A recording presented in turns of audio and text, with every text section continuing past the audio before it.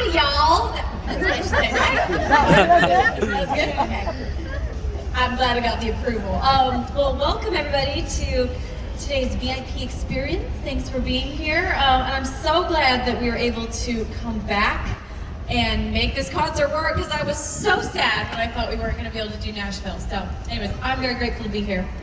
And you know, as part of the VIP experience, I gave you each a gift, and it's a journal. And what I hoped and intended, if you so choose to use them for this, was for them to be gratitude journals. And so, several years ago, I noticed that I had started to become a little bit of a pessimistic person. I was just starting to really focus on the negative, and that seems to be what I was seeing a lot of in my life, and I didn't like that. I was like, you know, gosh, I used to be a lot more optimistic. And so, in order to try to combat this pessimistic, attitude I'd started to develop, I thought I'm gonna focus on gratitude this year. And that became my New Year's resolution, was just the word gratitude. And I would study gratitude, I thought about it a lot, and I read this study that was done on a college campus where they took a select focused group of students and they had them write in a gratitude journal every night. And they noticed, after they tracked them for an entire semester, that those students got sick less, they slept better, they got better grades, their grades improved, and just they had so many results that were positive in their lives just from writing in a gratitude journal. And they would just write 3 things every night. So, thought to myself, okay, I will take this into my own life. And it was really cool as I took this into my own life to see the difference it made. And it was a slow difference, it happened gradually, but I just noticed that my default setting started to elevate. And by default setting, I mean just that kind of natural set point. Like if I wasn't really happy or really sad, it's like that place where my mood just kind of naturally sits. It started to elevate, and I did start to become more optimistic. And I studied a little bit about the brain when I was struggling with anorexia years ago. And I realized, okay, well, if this problem is in my mind, I should learn more about my actual brain in order to try to beat this problem that's in my mind. And I think one of my favorite things I learned about the brain is that we have these neural pathways in our minds that lead to different thought patterns. It can be anything from physical thought patterns, like learning how to kick a ball, or it can be our mental reactions and our mental thought patterns. Like all these neural pathways are in our mind, and it's like this highway of all these different interchanges. And the more you use a specific neural pathway, the stronger it gets. It actually has tissue that wraps around it, and the more you use it, the more tissue. It's called myelin, and it just wraps around it, making it stronger and stronger and stronger. And so basically, when I'm practicing the violin, all those repetitive movements, they are making the myelin around those neural pathways get stronger. And similarly, by thinking positive thoughts and by writing in a gratitude journal every night, it's like I was weightlifting in my mind. And I was creating stronger neural pathways that led to positivity and to optimism and gratitude. And so, our default setting basically is kind of like our automatic responses. Because in the moment, automatic responses in our minds will just happen, and you can't really control them. However, by writing in a gratitude journal, it's like I was prepping my automatic responses for the future, because as those neural pathways got stronger, leading to positivity, eventually they were stronger than the pathways that led to negativity. And so that became my automatic response. And still, I've noticed, I still write in a gratitude journal every day to this day. The last thing I do before I put my head on my pillow is I just write 3 things that I'm grateful for. And I've realized over and over again that my life and my happiness has been more impacted by the lens through which I view my life than it is impacted by the situations I live in my life. If I'm thinking about gratitude and I'm viewing my life through a lens of gratitude, there will be so many things around me that I can see that I can be grateful for. However, if I'm living my life thinking that the world is out to get me and life is cruel and hard, I will see plenty of examples of that in my life. And it's just really, really true that what you are focusing on you will find examples of it. If you're driving down the highway looking for a yellow car, you'll probably see a yellow car. And so I hope that you guys take these gratitude journals. I really encourage you to use them. And 3 things every night, write down what you're grateful for. And I hope that it brings you the same amount of happiness and joy that it has brought me, because it's the simplest thing I have ever done in my life that's made the biggest difference. So do with them what you will. But before I hear it's going to start to rain in a little bit, so before that happens, do we have any questions? I always like to do a question and answer at meet and greets. Yes.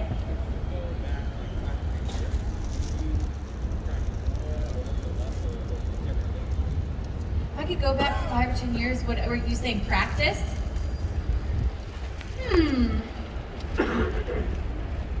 You know, I think I would probably practice just as much. I think I would try, this sounds funny, I would try to try less. One thing I've realized about myself is I try really hard in everything, and my therapist is just kind of like, girl, you are always trying so hard. She's like, you meditate, you're trying really hard to meditate. And it's this idea of accepting that sometimes life will be what it's going to be, and you know, I don't know, I think that's what I would like try to work on more in my life if I could go back a few years, is just, you know, work my hardest, but then let it be. Yeah. Do you have perfect pitch? I don't. I do not have perfect pitch. I have really, really great relative pitch, but you know, we're all perfect. Yeah. Do you still wear the leg weights in the airport? You know, my tour manager is very grateful that I do not wear the leg weights in the airport. Talked my way through many securities, trying to convince them that these leg weights were not a weapon. And finally they got confiscated in Mexico, and I promised my tour manager I would never get another pair to wear in the airports. He was like, not the leg weights again, Lindsay, every time I'd show up to the airport wearing them. Yeah. Are there any more comics coming? I don't know. I really enjoyed making the Artemis comic book, and I always planned on it just being a 6-issue series, but I get asked that a lot if there's going to be, you know, another series that comes either in the Artemis story or another story. I know my comic book writing partner, his name's Jason, we wrote it all together, and he's like, hey, we should make more. So who knows, maybe sometime I will elongate the story. Yes? What was your inspiration? What was my inspiration for, like, all of this? So what made me want to play the violin? I wanted to play the violin because when I was a little kid, my dad was the cutest. He would take the newspaper every week and he would circle all the free community events in the newspaper. And then he would take us to these events, and a lot of them ended up being like orchestral concerts. And so I just remember going and like laying our picnic blankets out and like sitting on, you know, in parks and listening to a lot of orchestras and Santa Ana, and even driving up to LA sometimes to see it. And I noticed that the violins always got the solos, they always got the fast notes. And so when I was like 6 years old, I started begging my parents for lessons. Yes? What's my favorite song to play? It changes every tour, probably because the creative every tour is a little bit different. A lot of what makes me love it is, honestly, I love, I don't know, I can feel your guys' reactions. And so it makes it so fun when I'm playing a song and I'm like, oh, I know that they're gonna like this next part. You know? Like I definitely have moments I always build into my shows that I'm like, this, I want it to be, oh, come on! Don't worry, he's leaving. He heard me. Speaking of that, there were these fighter jets flying over. It was the Blue Angels yesterday. We were in Chicago, and they were flying all over. It was their practice day, and kid you not, my dog Luna would like chase after them. barking, and then she'd like turn around and like her tail wagging, like, yeah, I told him to get out. Anyways, but yes, so I would say per tour, I always think of like, there's got to be a few like magic moments in every show that I think to myself, this is something that's gonna make, like, if I was in the audience, I would feel like a little kid because I'd be so excited. You know, I always like to make little magic moments, and so those are usually my favorite songs. And I would say on this tour, one of my favorites is Between Twilight. It just feels very magical to me. Yes. When I started dancing, I was 23 years old. I was an old dancer. Yes. When did you start playing violin? Because I just started a year ago. Oh, really? How old are you? 11. You're 11. Nice. That is a great age to start. I started when I was about 6 years old. But yeah, and I remember I would look at the 4-year-olds that, you know, were playing, and I'd be like, oh, if only I'd started 2 years younger, everything would be different and I'd be so much better. And you know, when you get to my age, it didn't matter when you started. So yeah, 11 or 10, perfect age to start. Yeah. What's in your long-term plans? My long-term plans? Well, I want to I'm actually working on a series right now. Like, I was really inspired by writing a comic book, that now I'm working on a series. I'm hoping to pitch to Disney Plus. I hope to get a Vegas show on my 40th birthday. I want to have twins, I've decided. Someday, once I find the right gentleman, I'll be like, by the way, we're having twins. I've been manifesting it for years. So. Those are my long-term plans. Yeah. What role does coaching or mentorship play in your growth as an artist and entrepreneur? Coaching and mentorship. I would say, I think the training I got as like a classical violinist, you know, when I was growing up was huge, like that kind of coaching. And then I'm so grateful for people like Devin Graham, who kind of taught me the ropes of YouTube, and I never would have been able to do what I did without Devin taking the time. Like, he came to BYU when I was a student there, and he taught a class on how to be a YouTuber back in 2010. And I just remember my mind was blown as I was listening to this like class that he taught for free, you know, and all these students came, and out of that class that he taught came several YouTubers that ended up being pretty big, like the Piano Guys and Cute Girl Hairstyles, like these, you know, huge YouTube platforms that were all created from him taking the time to just go teach what he knew. And anyways, so yeah, a huge role. Yeah. You know, I've always loved to entertain, and I think when I was younger, I just wasn't, it almost didn't seem possible. Like, you know, I was like, I want to be an entertainer, but like, oh, you know, I don't know how a violinist would do that. And I remember I started to really get the creative bug once I saw this group called Bond perform. My mom bought me their DVD, it was like their Live in London DVD, and I think I was like 16. And they were playing, like, there was this quartet, and they were playing cool, like, Latin fusion music, and I just thought to myself, oh wow, like, I could be creative with this. Why have I never thought of that before? Why have I never thought that I could make this my own thing and not just, you know, do what has always been on the page in front of me? So that was like a big realization moment for me. But it wasn't till I actually was in this pageant to earn money for college. It was a junior Miss pageant.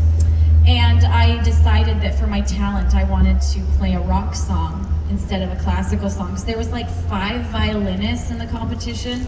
And I thought to myself, like, how am I gonna stand out? Like, we all were basically the same skill level. We'd all picked like these beautiful concertos to play. And then I changed my mind. I was like, nope, I'm playing a rock song. And I ended up winning, you know, the pageant because I'm pretty sure because I was the obviously like unique one of the crew, you know, and it just made me, I remember when I stood on stage that night feeling like I had thoroughly entertained an audience for the first time. Not just impressed, but thoroughly entertained. And I thought, oh, I have to figure out how to make this a part of my life. Like, this was, you know, it was amazing. Yeah. So what was your favorite costume to make? Favorite costume to make? So, funny story. Recently, I shot a music video called Masquerade.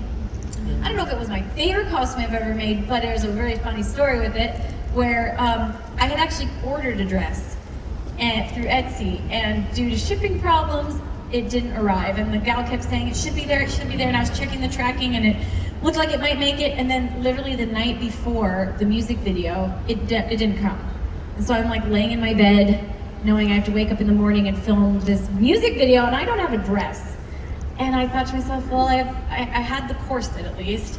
And I was like, and this lace shirt would work. And I was like, what about a skirt? And I looked up at my curtains. And sure enough, in that music video, I am wearing my curtains as a skirt.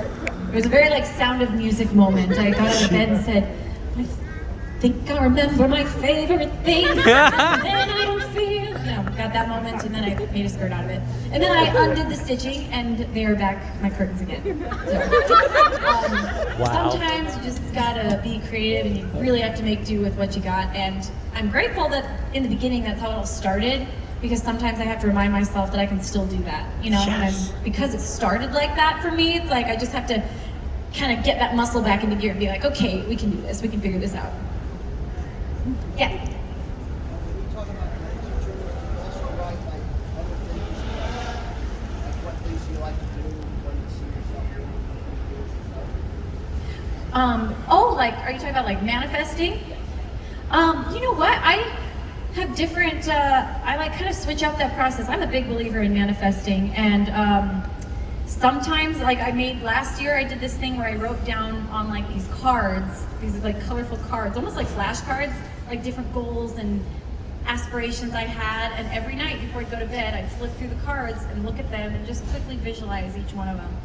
So I do different things kind of like that to manifest stuff. Some people are big into vision boards, and sometimes I will just pretend to write, and I'll just close my eyes and visualize it as I'm pretending to write it. I don't know, I do all kinds of different things to kind of switch it up for myself, but I'm a big believer that what you focus on, you move towards. And if it exists in your mind thinks it's real, and so it will automatically start to move towards it. You will start to subconsciously make the decisions, and the instincts will kick in to get you closer to those goals if you believe it's there. So I'm a big believer in that. Yes.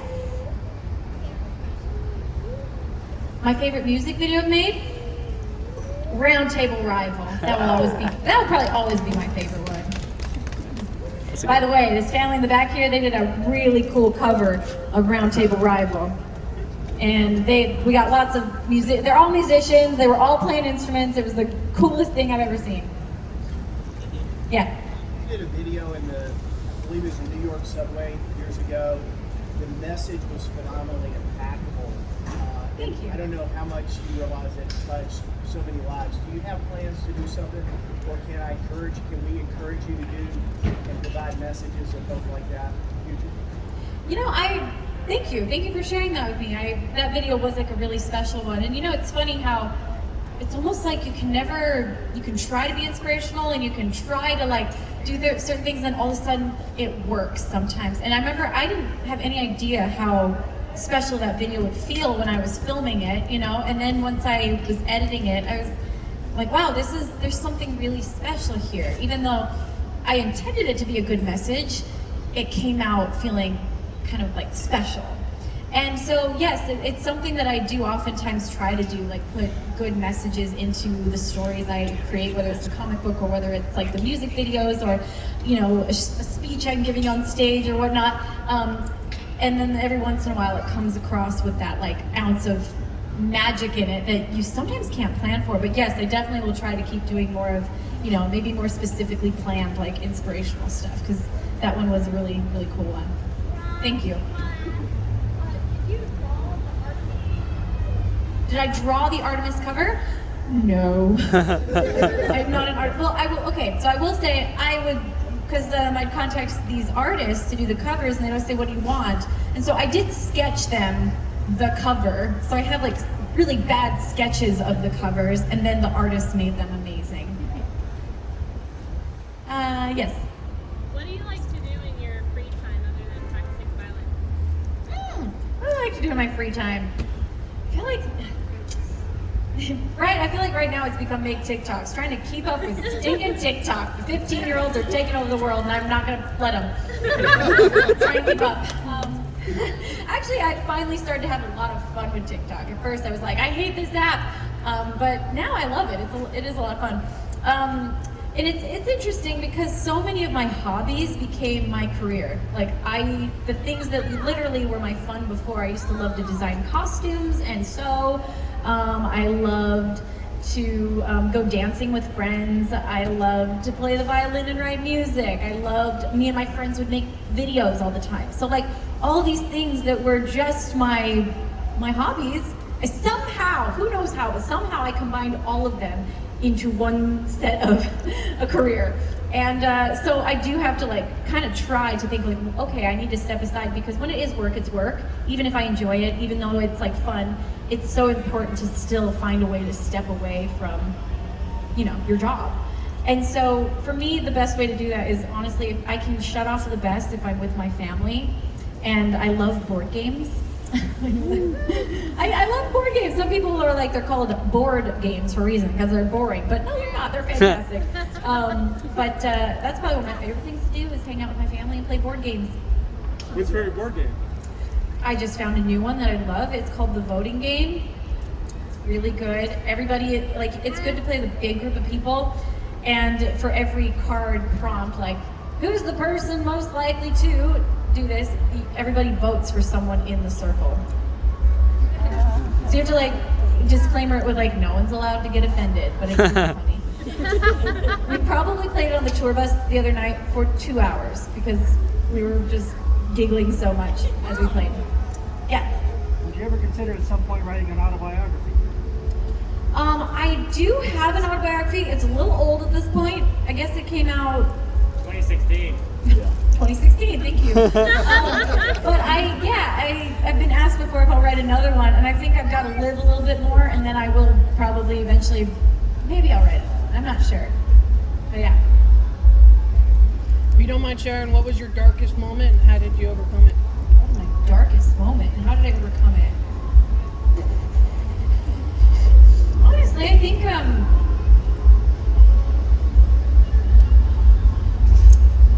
I think I would say it was after Gavi died. It was the first time I'd faced loss before, and I felt so broken.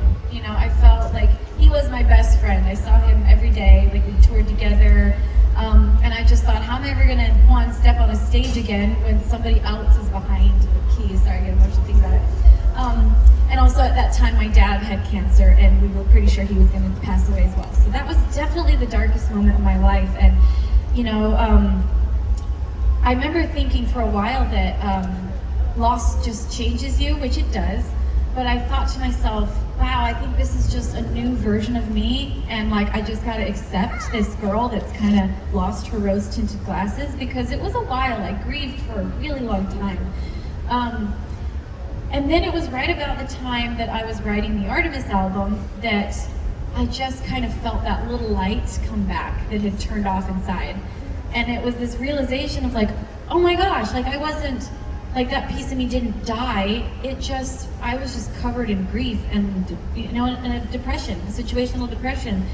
And so that was what inspired actually the whole Artemis album, was this idea. I remember looking up at the moon one night and thinking how perseverant the moon is, because it goes through phases. Sometimes it's covered up in shadow and you can't even see it. And you might think it's not even there if you didn't know better. And then other times it's bright. And it became this symbol to me of mental health, of like, we all have dark days, we all have hard days, and we have bright days. And just because you're covered up in shadow or depression, it doesn't mean that you're not still there. Doesn't mean that a piece of you is gone, or that you aren't still full of love and light and beautiful. And so that was a huge realization to me, and that's why I ended up calling my album Artemis, is like, we are all so much more perseverant than we know. And I think what got me out of that dark time was just the combination of family, faith, and time. Sometimes we just have to give ourselves the freedom to have time to grieve and to feel everything. And I also read Daring Greatly, Brene Brown's book, which helped a lot. That's a great book. Yes?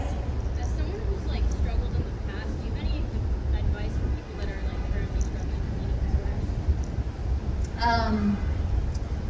Yes. So, going through an eating disorder, I think that one, it's so important to have a support system. I think one of the best things I did was going to group therapy. I went to individual therapy as well, which was helpful, but going to group therapy, I was terrified to step in that door and be that vulnerable to like go in a room with other people and talk about the thing that I didn't want to share with anybody. And I remember I went secret. None of my roommates knew that I was anorexic. Like I wasn't ready to share with them, but I had a place where I could go and realize that other people struggled with this too, and hear their stories and feel comfort in each other. And so I would say that, also possibly finding somebody who's been through it and who's on the upside of it that can kind of be there for you to talk to, who's in a good place and can remind you. And then I would say just making steps for yourself. You know, learning that Life Without Ed, by the way, is a great book. Changed the game for me. I would talk to my eating disorder and tell it that I didn't deserve to be treated that way. And I learned to see my eating disorder as not me. It was something that had come into me and it had taken me over, and I wanted it out. And I saw my eating disorder as like an abusive relationship. And I would tell Ed that they didn't have the right to be a part of my life. So I would say those are some of my best advice pieces, but Life Without Ed, an amazing book. And yeah, and a support system. Yeah. What kind of things are you thinking about when you're up there performing, like in the middle of a concert? Or is it just autopilot? So different every show. Sometimes it's like, you know, sometimes it's very focused on like, and it totally depends on just what kind of a night I'm having. If I'm having like a little bit of a rough night, it's very focused, and it's like, make sure not to be out of tune on that high note. Okay, make sure not to miss that kick, you know, whatever. Then when I'm having a night where I'm like flowing much better, I get to really focus on the audience, and I get to be a little bit more in that flow state, which is so cool when you're not thinking about anything and it's just happening. And then like last night was so hot and there were so many bugs and the stage was slippery, so that's like survival mode, like don't fall, don't faint, we got this, and don't worry Lindsay, there's pizza after the show. So it totally depends, you know, and sometimes I even get really like emotional inside because I just become so grateful when I'm having, you know, when it's a great audience, and I just think to myself, they all bought a ticket. They all bought a ticket to come here tonight to see my show, and sometimes that blows my mind. And it's like kind of hard for me to even grasp in a situation where I can see everybody. And so yeah, it's such a myriad of different things. If you're up close, you might hear me and the dancers like not yelling at each other, but like woo, like, you know, go girl, like cheering each other on, you know, because I don't know. So all kinds of things are happening up here on the stage. My drummer Drew, he always makes weird faces at me, try to catch me off guard. I don't know, but it's a good time. I think they are getting ready to open doors, and also we didn't get rained on. Woo! We're hoping that if it does rain, we think it's gonna blow over before the show starts. So everybody stay safe, stay dry. Thanks for coming, and we'll see you soon for the show. Thank you, Lindsay!